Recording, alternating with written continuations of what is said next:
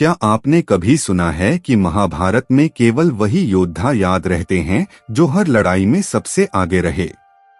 पर क्या आप जानते हैं कि कुछ ऐसे वीर थे जिनकी वीरता और कहानियां आज भी कम जानी जाती हैं? इन्हीं में से एक हैं कृतवर्मा, यदुवंश के योद्धा, जिनकी बहादुरी और रणकौशल ने महाभारत के युद्ध में गहरी छाप छोड़ी। जन्म से लेकर मृत्यु तक उनकी कहानी साहस, संघर्ष और नैतिक जटिलताओं से भरी है। आज हम जानेंगे कृतवर्मा के जीवन की रोचक यात्रा। कृतवर्मा का जन्म यदुवंश के वीर और प्राचीन अंधक वंश में हुआ था। वे हृदिका के पुत्र थे और यदुवंश में अपनी वीरता और संघर्ष शक्ति के लिए प्रसिद्ध थे। बचपन से ही उनका व्यक्तित्व साहसी, गंभीर और धृतिशील रहा, ऐसे गुण जो एक योद्धा के लिए सबसे आवश्यक माने जाते हैं। कृतवर्मा को बचपन में रणकला, धनुर्विद्या और अस्त्र शस्त्र की शिक्षा दी गई। उन्होंने युवा अवस्था से ही तलवार, भाला और धनुष के साथ अभ्यास शुरू कर दिया और यदुवंश के अन्य योद्धाओं के साथ युद्ध कौशल को सिद्ध किया।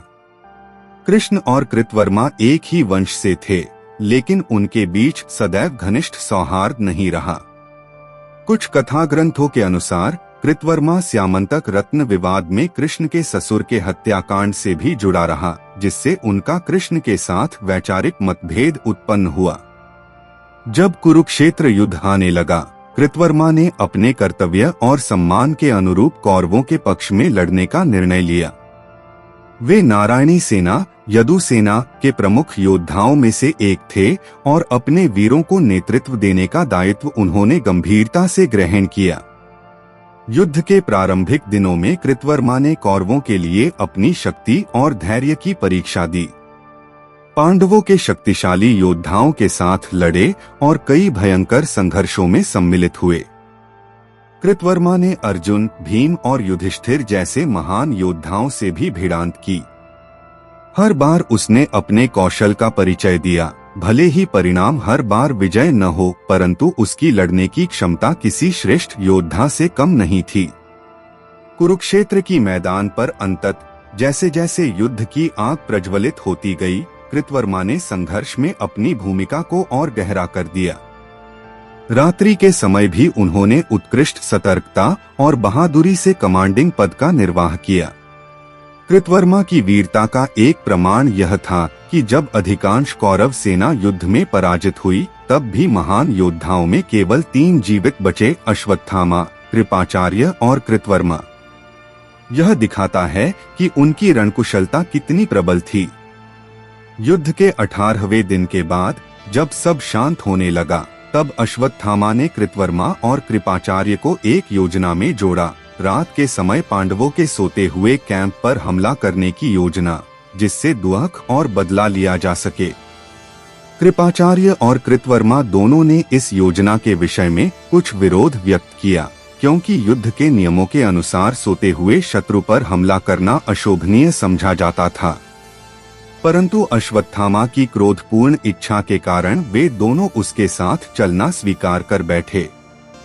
उस रात अश्वत्थामा पांडवों के कैंप में घुसा। उसने दीर्घा प्रयासों के बाद धृष्टद्युम्न और अन्य वीरों को मार गिराया, जबकि कृतवर्मा और कृपाचार्य गेट पर खड़े रहे और वहां से भागने वाले शत्रुओं को रोकते हुए भी गंभीर संघर्ष में लिप्त रहे। अश्वत्थामा ने पांडवों के 5 पुत्रों को भी निश्चल अवस्था में मार डाला, जिससे पांडवों को अपार दुख और आक्रोश हुआ। यह घटना युद्ध के बाद के सबसे विवादित अध्यायों में से एक मानी जाती है। उस भयावह रात को कृतवर्मा और कृपाचार्य ने पांडव कैंप को 3 स्थानों पर आग लगा दी, जिससे सुबह तक पांडवों का शयन स्थान और अस्त्र शस्त्र का भंडार बुरी तरह विध्वस्त हो गया। सुबह के समय जब युद्ध के बोझ तले पांडव जागे, तब पता चला कि उनके अनेक वीर और बेटे रात में ही मारे जा चुके थे। कृतवर्मा और उसके साथियों ने यह सूचना लेकर धृतराष्ट्र के पास पहुंचकर युद्ध दायित्व की पूर्ति की बात कही। कुरुक्षेत्र युद्ध समाप्त होने के बाद कृतवर्मा अपने राज्य वापस लौट आया। उसने अपनी वीरता के साथ साथ अपनी यदुवंशीय पहचान को भी मान दिया। वर्षों बाद जब यदुवंश के लोग एकत्र हुए तब कृतवर्मा का नाम फिर चर्चा में आया, विशेषकर उस रात के बारे में जिस रात उन्होंने पांडवों पर अंधकार में हमला किया था। सात्यकी, जो कृतवर्मा का विरोधी योद्धा और पांडवों की ओर से लड़ने वाला वीर था, ने उस रात के अत्याचारों के लिए कृतवर्मा को टोक दिया। सात्यकी ने उसे सिर झुकाते हुए याद दिलाया कि कभी सोते हुए निर्दोषों को नहीं मारना चाहिए था। कृतवर्मा और सात्यकी के बीच यह विवाद अचानक इतना भड़क गया कि वहां उपस्थित अन्य योद्धा भी इसमें सम्मिलित हो गए। इस विवाद के परिणामस्वरूप सात्यकी ने क्रोध में आकर कृतवर्मा का वध कर दिया। इसी घटना ने यदुवंश में खूनी संघर्ष की शुरुआत की, जिससे पूरा वंश आपसी कलह में डूब गया। कृतवर्मा की मौत के बाद यदुवंश में अन्य योद्धा एक दूसरे के खिलाफ उठे और अंततः यह महान वंश अपने ही अंदरूनी संघर्ष में नष्ट हो गया, एक ऐसा विरोधाभास जो महाभारत कथा में त्रासदी का प्रतीक बन गया। कृतवर्मा की कहानी हमें यह सिखाती है कि वीरता और संघर्ष शक्ति जितनी महत्वपूर्ण है, उतनी ही न्याय, नैतिकता और युद्धनीति का पालन करना भी आवश्यक है। वीरता तभी महान होती है जब वह धर्म के मार्ग पर चले। अगर आपको हमारी यह कथा पसंद आई हो तो लाइक और शेयर जरूर करें। ऐसे ही महाभारत के अनसुने योद्धाओं, उनकी वीरता और संघर्ष की कहानियों के लिए हमारे चैनल को सब्सक्राइब करना न भूलें और कमेंट में हमें जरूर बताइए अगली बार आप किस योद्धा की कहानी सुनना चाहते हैं। कौन था वह वीर जिसकी बहादुरी और संघर्ष की दास्तान आपके दिल को सबसे ज्यादा छूती है?